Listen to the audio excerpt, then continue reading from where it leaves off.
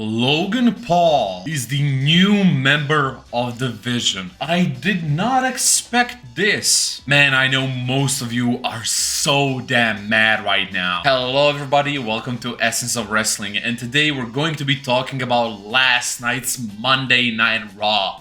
Let's get into this. Your new World Heavyweight Champion, CM Punk, would be opening up the show. He would thank his wife, AJ Lee. He would thank the fans, thank Jey Uso. He would do the Seth Rollins thing where he whips the belt around doing the helicopter. Not that helicopter, not that one. He also says he looks forward to facing many new opponents, someone like an AJ Styles, Dirty Dom. He throws in a wild JD McDonough, which, I mean, I'm a fan of. I love JD McDonough. If you've been following this channel, you would know. I freaking love the dude. It's just surprising. But hey, if we get a JD McDonough feud for the World Heavyweight Championship, I just got shivers. Like that. That would be so damn great. I would love that. Like I don't know if you guys could see me literally just being like, ooh, because that thought of JD McDonough being the World Heavyweight Championship contender, that's so wild in my head. I would want that so badly. He also says he would like to face Finn Balor, Sheamus, maybe even John Cena, even though they had their match, which was kind of advertised as last time. So yeah, sure. I mean, it's WWE, twice in a lifetime, I guess. However, out of all those names, Logan fucking Paul comes out. I definitely didn't expect that to happen. Punk says, no, anybody but you. I don't want to deal with your sorry ass, your famous for nothing ass anymore. Like, I don't want to deal with you. He tells him to go to SmackDown and go do the open challenge that Ilya Dragunov is doing because, I mean, he might have some chance there, just please not here. And Punk looks genuinely disgusted, like he looks genuinely just like, God, please, anything but this, anything but this. Paul Heyman would then cut him off with the Vision, and he would tell Logan Paul that he ain't in front of the line. BNBR. The Vision would then lay a beat down on CM Punk. Logan Paul would try to help him, but he would just eat a tsunami, affording CM Punk enough time to grab a chair. Watching this, I was kind of thinking, oh God, just please, not a Logan Paul face turn. I don't think I could handle that. Like, I really couldn't handle that because I don't think anybody could handle that because that guy is just in real life such a horrible human being. I could never cheer for the dude. So yeah, I'll just gotta tell you, that's not the route they went. Nikki Bella and Stephanie Vaquer versus Roxanne Perez and Raquel Rodriguez will be up next, and it was a great match. Good psychology in the ring. Raquel looks like a beast, honestly. Raquel really looks like a beast. And I mean, she's going to be the contender for the Women's World Championship, so yeah, I love it, I love it. Roxanne would hit the Pop Rocks to win the match, and Judgment Day win. Jay would then offer Punk help with the Vision, and Punk would accept. Then we would get Penta versus El Grande Americano, and I love El Grande Americano, I really do. I know a lot of people don't. I know a lot of people aren't the biggest fans of El Grande Americano in general, but I am, I really am, and I know a lot of people are talking like, Chad Gable did it, it's over now.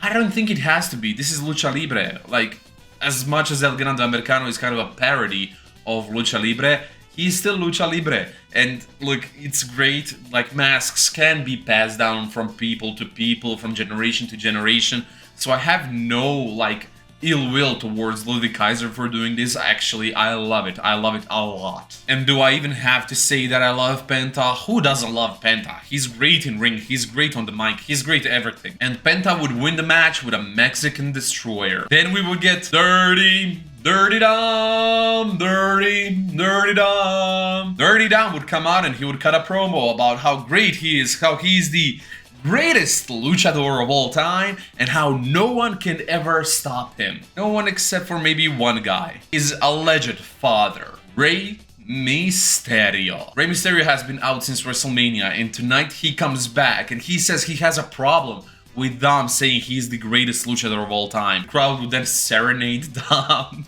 confirming that Dom really is the greatest luchador of all time. Rey then asks him, however, if he thinks he's better than Eddie Guerrero and the likes of that. And Dom says, you better keep my father's name out of your goddamn mouth.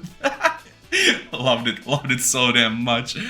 And he says he's better than every single person Rey Mysterio named. He's better than every single luchador that ever existed, including Rey himself. The crowd would then chant for Rey to whoop Dom's ass, they exchange some insults, and then they brawl. I guess John Cena isn't going to be Dirty Dom's opponent at Survivor Series, which I'm kind of mad about, but not really if we get this match, which could be really, really, really great. The man has come around, and Becky Lynch has a lot to get off her chest. She's having a kind of a mental breakdown. I mean, losing twice to Maxine Dupree could do that to you. She has this one really fun insult towards Albuquerque and Breaking Bad reference and everything like that, which I really loved. She also calls out Maxine, and shit, I love this Becky Lynch character, I really do. I think this is the best version of Becky Lynch by far, even by far ahead of the man, anything and everything. I think this version of Becky Lynch, brilliant, brilliant, brilliant. Then we would get Kabuki Warriors versus Bayley and Lyra Valkyria. And this was yet another brilliant match, a lot of really great matches on Raw. These four can really, really, really go.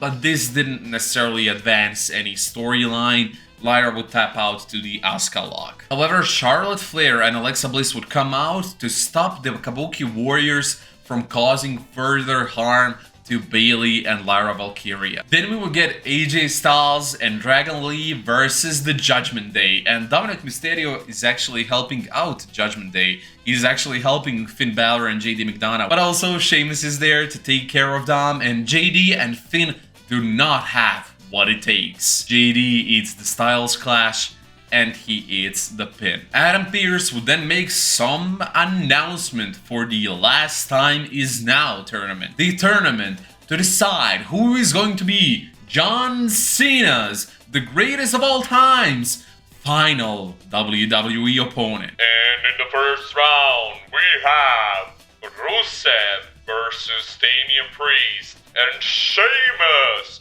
versus Shinsuke Nakamura. I really love this tournament bracket style, I already told you that. I really enjoy everything that's going on here, and I think all four of these guys do have a spot in this tournament. I'm really excited. I'm just, again, excited, and that's the best way to describe it. I can't wait to see what happens with it, but we'll have to wait and see, I guess. And then we would get Jey Uso and CM Punk versus The Vision, and this was a good, hard-hitting match that ended in a double countout. However, none of that is actually important. They would brawl after the match, they would brawl a lot, but Logan Paul arrives to help CM Punk. Remember that intro section? Yeah? Well, go back to it? Yeah. I mean, he isn't actually helping CM Punk. I hope you know that, because he knocks the shit out of CM Punk with brass knuckles, and then he gives those brass knuckles to Paul Heyman, and seemingly this should mean that he has now officially joined the Vision, because this is kind of like the same when a knight gives his sword into his master's hands to be like, I am your sword, everything I am belongs to you. It's just kind of symbolism, and I think that's what this is, but honestly, I'm not too sure how to feel about this. I actually think it makes a lot of sense. I hate how much sense it makes, because I don't want Logan Paul to succeed in anything. Like, really, anything. I hate the guy. As a person, I hate the guy. As a wrestler, he's amazing, and he is the Vision. He is the future of this company, and look, I can't deny that. I really cannot deny that. These three guys in the Vision are like three of the four pillars that are going to be holding up this company into the future, alongside, I have to say, Dominic Mysterio.